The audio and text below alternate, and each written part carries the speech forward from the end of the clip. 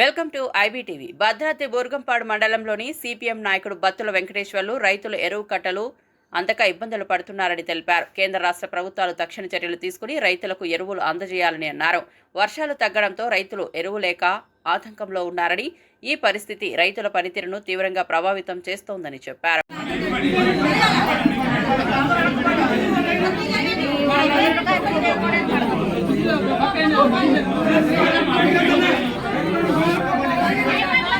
పోతున్నారు వాస్తవానికి.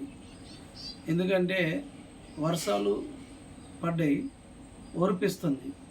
వర్షాలు పడి ఒరిపించడం వల్ల రైతుకి ఎంతో అదునుగా ఉంటుంది.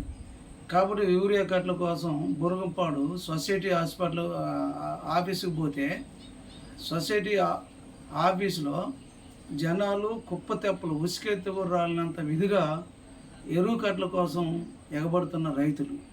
కానీ ఒకెళ్ళి ప్రభుత్వం ఎరువు కట్టలు గోడల నిండా ఉంటున్నాయి, ఎక్కడ కూడా లోటు లేదు, ఎవరికి ఇబ్బంది లేదు.